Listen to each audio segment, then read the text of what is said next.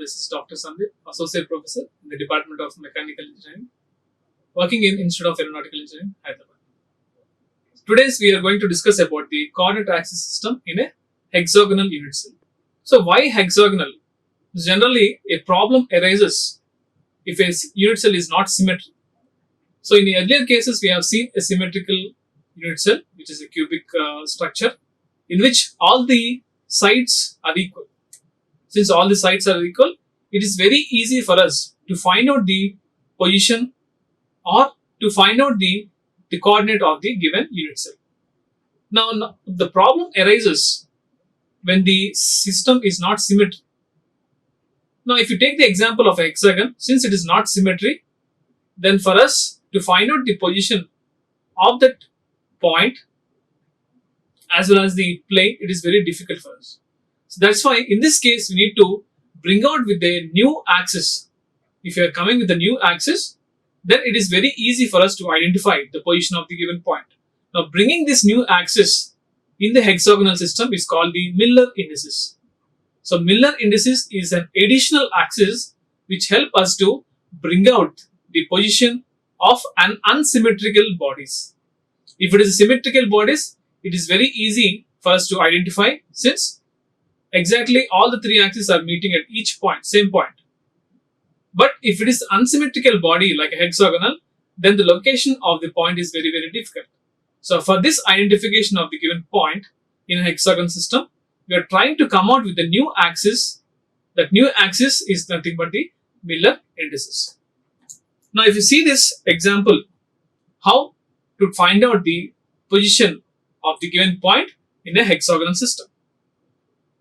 Now, hexagonal crystals, a problem arises for crystals which are having hexagonal symmetry.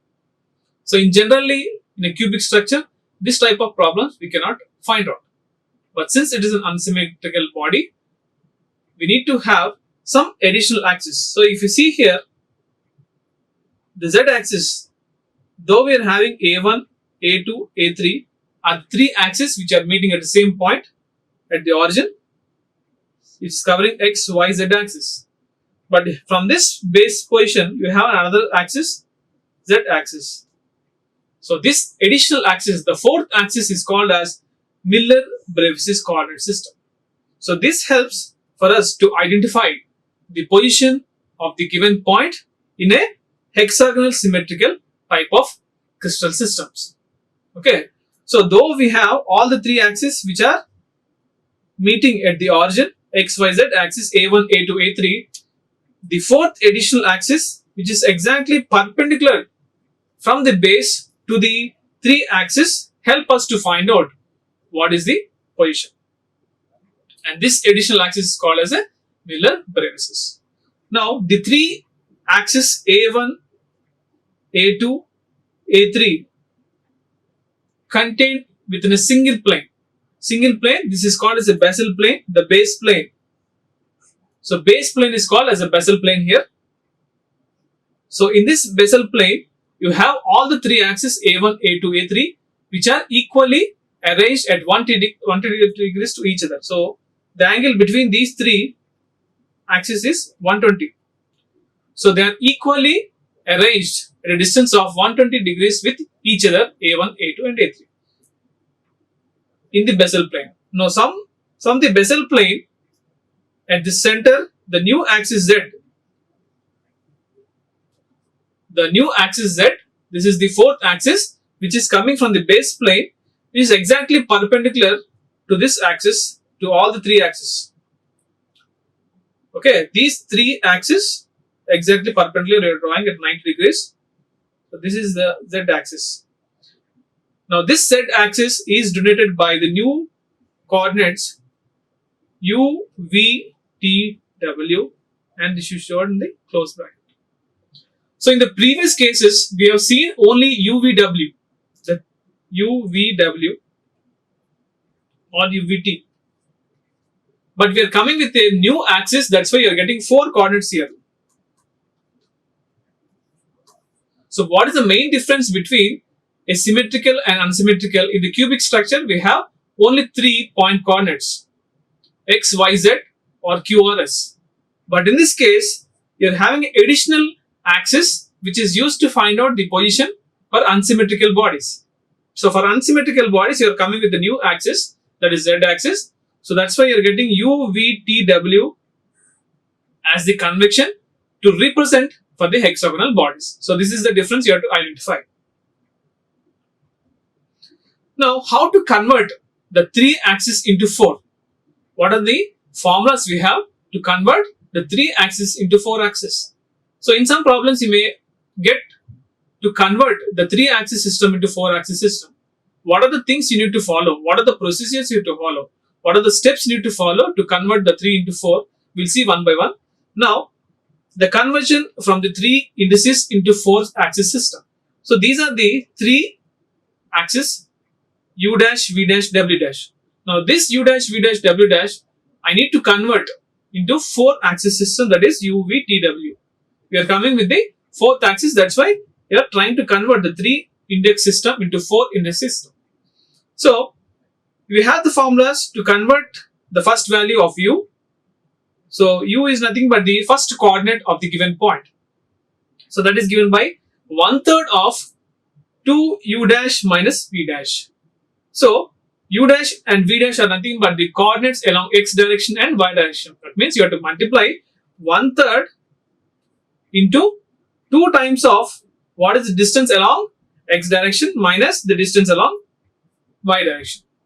So this is how you are getting the first axis, that is U. Second axis is second point, that is V value. You can get by 1/3 of 2U dash, that means the distance along X minus V dash. So just exactly opposite to the first coordinate. In the first coordinate, you are trying to difference with the X and Y coordinate. And here in this case, to find out the second coordinate, what you are trying to do, you are multiplying 1/3 into 2 times of Y direction, 2V dash minus U dash. So that is the difference. So this is how you'll get the second. If you want to get the third coordinate, T is nothing but sum of X and Y with negative symbol. Sum of the X and Y distances with negative symbol gives the third point. And coming to the fourth point, it is same. W equal to W2. So these are the 4 points. You're converting the 3 coordinate system into 4 coordinate system. So you have to use these formulas in order to convert the 3 indices into 4 indices system. Now this is a simple example how to convert the 1, 1, 1 direction, that is 3 index system into 4 index system of a hexagonal. This is very important again, hexagonal system. For a cubic system, there is no conversion from 3 to 4. Only for unsymmetrical bodies like hexagonal systems, hexagonal crystal structures, you need to convert the 3 into 4 indices. So here, they convert the 3 directions, that is 1, 1, 1 into 4 index system for hexagonal. This is very important. Hexagonal systems are very important. For this type of systems only, you can convert. You cannot convert for any other systems rather than unsymmetrical bodies. So since there is an unsymmetry, you can convert easily from 3 to 4. So we have discussed what is the conversion factor for that 4 index system. First one is U, that is 1/3 into 2 times of your X minus V.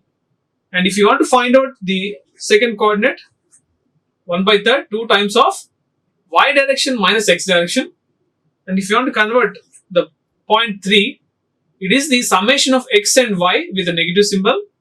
And if you want to go with the 4, it is same, W equal to W dash. Now, since we have 1, 1, 1 as UVW, so 1, 1 is nothing but UVW. So you have all these 3 values. Now substitute all the 3 values, U dash as 1, V dash as 1, W dash as 1. So we have all the values. Now if you substitute in this formula, U is equal to 1/3 TU dash minus V dash. So you're getting 1/3. This is the first point. Second point, V is nothing but 1/3 2U V dash minus U dash. Again here also you're getting 1/3. And the third index is T is equal to summation of X plus Y minus sign. So 1/3 plus 1/3. So minus of 2/3. So this is the third coordinate. And finally the fourth coordinate, you're getting the same value, W equal to W dash. So what are you getting here? 1 by 3, 1 by 3, minus 2 by 3 and 1. So what are the steps you need to follow? After getting the length of the vector, you have to try to convert them into reduction factor. Try to reduce them into reduction factor and get a small integer value. So if you see all these four indices, what is the conversion factor? It is 3 is the conversion factor. So if you multiply 3 with all the four directions, you are getting as 1 by 3 into 3. Next is 1 by 3 into 3. Another thing is minus 2 by 3 into 3 and 1 into 3. So this is the conversion factor. We are trying to reduce the integer. We are trying to reduce into small integer. So if you do this, you are getting 1, 1, minus 2 and 3. So 1, 1, minus 2 and 3. So these are the new values. And these new values, how you have to represent? You have to represent with a square bracket. So finally, we are getting this 3 coordinate system. That means 3 indices we are converting into 4. 1, 1, minus 2 we can write it as 2 bar. What is this thing? Bar represents for negative value. That's why we are writing it as 1, 1, 2 bar into 3. Okay, don't think that 2 bar is different. So 2 bar indicates for negative. So since we are getting minus 2 here, we are writing it as 2 bar. So 1, 1, 1 is being converted into 1, 1, 2 bar 3, and you have to close into brackets. So any type of problem, whether it is a cubic or hexagonal, first try to bring out the vector lengths. These vector lengths have to be again reduced to small integers by multiplication factor, and after getting those values, you have to show them into a closed brackets. So this is the indication of the coordinate axis system for hexagonal systems. The second thing is determination of directional indices of hexagonal unit system. So determine the direction indices, that is 4 index system.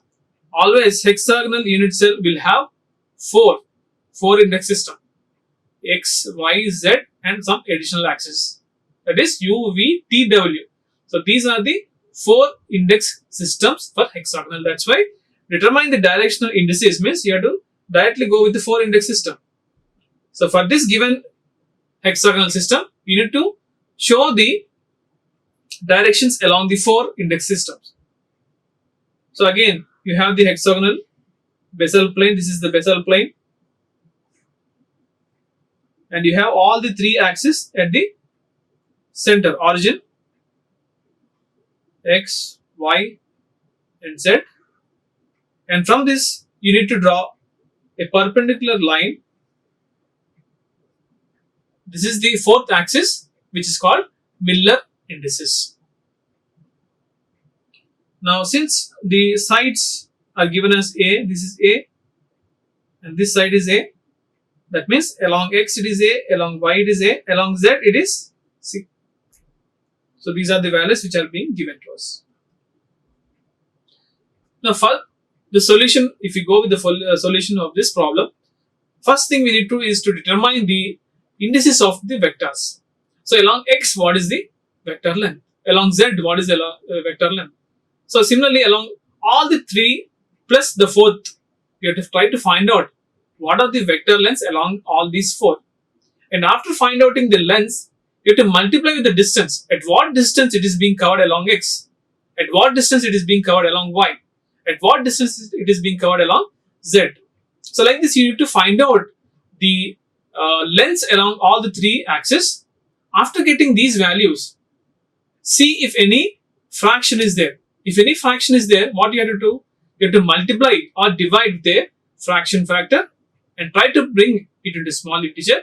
After getting that value, you have to write down all the 4 values in a square bracket. If any negative symbol is coming, you have to show with a bar symbol. That means it is indicating negative value along z or x or y. Any direction you can show as a negative value. Now in this case, because the direction vector passes through the origin, since every point starts with the origin, what is happening here? there is no translation is necessary. Exactly, it is starting from the origin. That's why there is no translation. So projection of the vector onto A1, A2 and Z axis are 0, minus A and C by 2 respectively. Y means, see here. So this is the origin. This is my origin. From here, whatever the green line you are seeing, this is the point you have to locate, and this point you have to show with the 4 indices system. U, V, T, W. So along this direction, what is the distance being covered along X? So there is no distance is being covered along X. That's why it is 0. So that's why it is 0. Next, along Y, it is covering the minus. Outside the box it is going, the negative value. That's why it is getting minus 1, complete value. So that's why it is minus 1. So along Z, what is the distance being covered? So if you see here, this is completely full length. So exactly it is half. So 1 by 2. So 0, minus 1, 1 by 2 are the 3 indices which are being covered by that point. So which becomes 0, minus 1 and 1 by 2 in terms of the unit cell parameters. So for this, again, what is the second point you need to have? Reduction factor. So reduction of these numbers to the lowest, try to bring out to the lowest to get the smallest integer value. So what is the multiplication factor you can do here to get the small reduction value? So if you multiply with 2, then you will get the smallest integer value. So the possible multiplying each by a factor of 2. If you multiply with this value is 2, you will get the smallest integer. So after multiplication into 2 with these values, you are getting 0, minus 2 and 1. 0, minus 2 and 1. So this is how you have to represent. So what you have to do, ultimately enclose these into brackets. 0, 2 bar and 1. Why 2 bar? Since it is going out of the box in the negative direction of Y, that's why 2 bar. So there is no distance along X. That's why it is 0. And Y direction, it is going out of the Y direction. So negative value of Y direction, that's why it is a minus 2. 2 distances it is going. So 2 bar. And along Z, it is only 1. So that's why it is 0, 2 bar and 1. So you have to close. This is how you are getting. Now these values are U dash, V dash and T dash. After getting these 3 values, now these 3 values have to be converted into 4 indices. Now we got 3 indices. These 3 indices have to be converted into 4. So what is the conversion of 3 to 4 means? So these are the formulas we have. So U dash is 0, V dash is minus 2, W dash is 1. Since we got the 3 indices. So what are the convection factors? If you want to have the U value, that means the first value in the coordinate U, V, W, T. So first value 1 by 3, 2 U dash minus V dash. We are getting 2 by 3. And V value as 4 by 3 minus 4 by 3. T as 2 by 3 and W as 1. So 2 by 3 minus 4 by 3, 2 by 3 and 1. So after this, again you have to use the multiplication factor in order to get the smallest value. So what is the multiplication factor here? 1 by 3. If you multiply with 3, you will get the smallest integer value. So 2 by 3 into 3 is what? 2. Minus 4 by 3 into 3 is minus 4. 2 by 3 into 3 it is 2. 1 into 3, 3.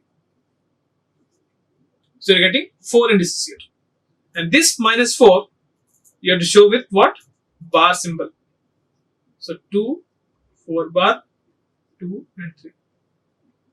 So this is how you are converting the 3 indices into 4 indices.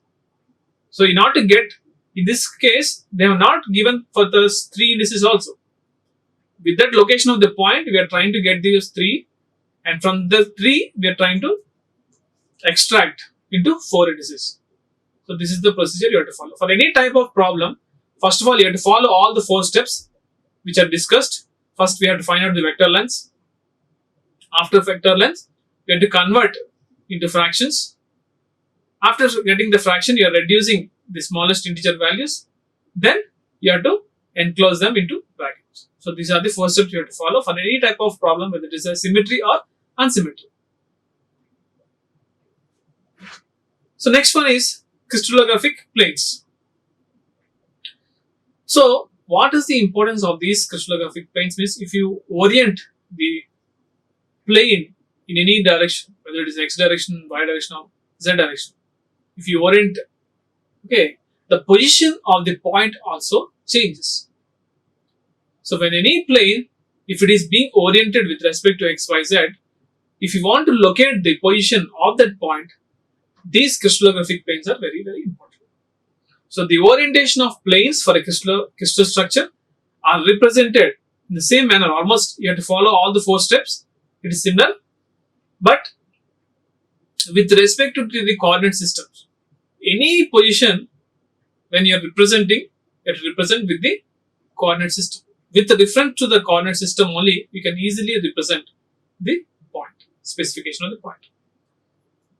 So in all but the hexagonal crystal system, so that is why again, if it is a symmetrical system, it is very easy for us to represent.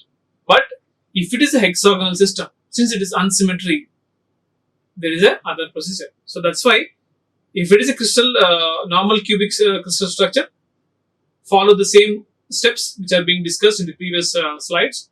If it is a hexagonal crystal system, these crystallographic planes are to be specified with the help of Miller indices.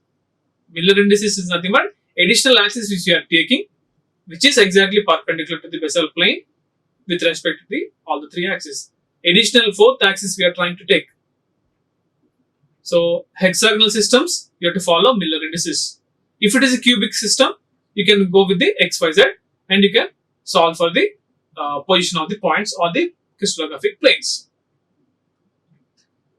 Now, what are the steps to be followed? Again, the same steps, almost similar to the cubic crystal structure. First of all, what you have to do, if the plane passes through the selected origin, either parallel plane, this must be constructed within the unit cell by the appropriate translation.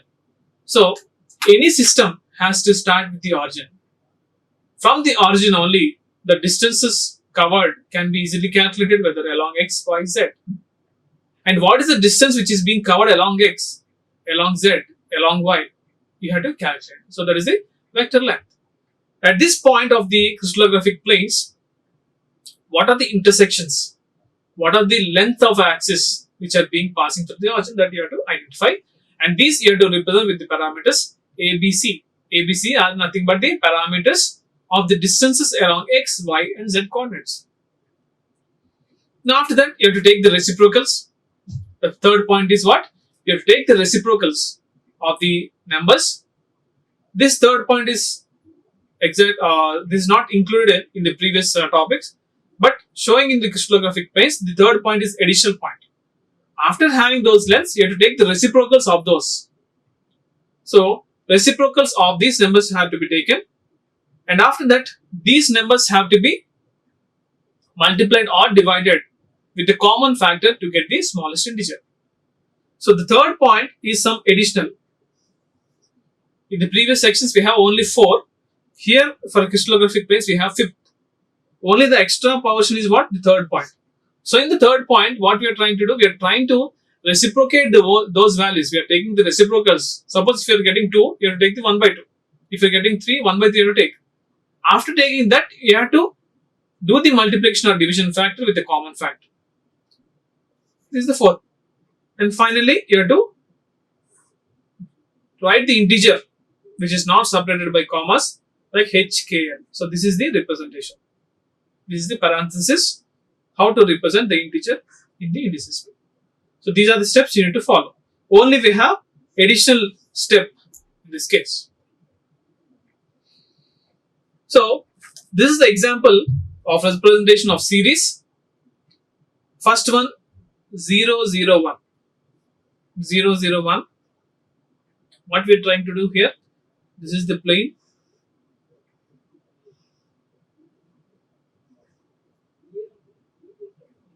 Okay. and you have to draw out the other equivalent planes of 0, 0, 1.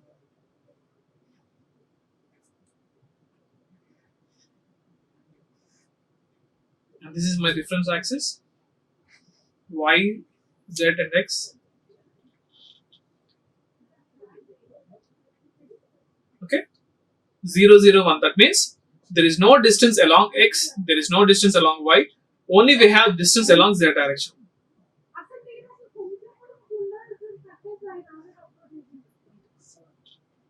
Clear? So this is one example of 0, 0, 1 and 1, 0, 0, 1, 1, 0. How to represent? That means there is a value along x, there is a value along z, and there is no value along y direction. So that is the example of representation along this xyz plane. So this is the origin, x direction, y direction and z direction. Now since 1, 1, 0, there is a distance along x. So along x direction you have this distance, and along y you have some distance, and along z there is no distance. So you can see the dotted thing so that it is very easy. So this blue thing. So there is a value along x, y, and there is no value along 0. Similarly, equivalent. That means at all the points you have x, y, z. So this is the representation of any triangle in this plane 1, 1, 1. So this is an example of showing the representation of all the directions along y, z and x. So equal values are being shared along x, y, z. So this is along x, y and z. Okay. So determine the planar Miller indices as shown in the figure. For this you need to show the Miller indices. So this is very easy. It will be very easy for us now by taking this example. So again same, it is a cubic structure which is having equal sides ABC. ABC are the sides, and you have the origin here which is having x, y and z axis. And for this plane, you have to show the Miller indices for this plane. So how to show these Miller indices with the crystallographic planes? So because the plane is passing through the selected origin, that means this plane, what are the plane we are having? This is passing through the origin, is it not? So this is my origin. So from this origin, this plane is being passed. A new origin must be chosen at the corner of the adjacent unit cell. So this is the closing thing. Now for that adjacent, this is the adjacent, and for this adjacent you are trying to bring out with the new origin O dash. O dash is the new origin which is adjacent to the corner of the cube we are trying to take. Now this plane is parallel to x axis, and it is intercepts may be taken as infinity into a. Since it is parallel to the x axis, so what are the intercepts you have to take? This is the first point. Intercepts x, y and z. You need to find out the distances covered along those x, y, z axis. Now the intercept along x we are taking it as infinity into a. Why? Because it is going along x direction. That's why it is infinity. Now at b, that means at y direction, it is going to negative direction of y. That's why it is minus b. And along z direction, exactly half distance it is covering. That's why it is c by 2. Now after getting those values, what you have to take? The second step you have to take is what? Intercepts. What are the intercepts here? Infinity, minus 1, 1 by 2. That means these values are taken. So these are the intercepts what you have. After that, the third point, additional point here you have to take the reciprocals of those. That means here 1 by infinity, 0, 1 by minus 1, you are getting minus 1, 1 into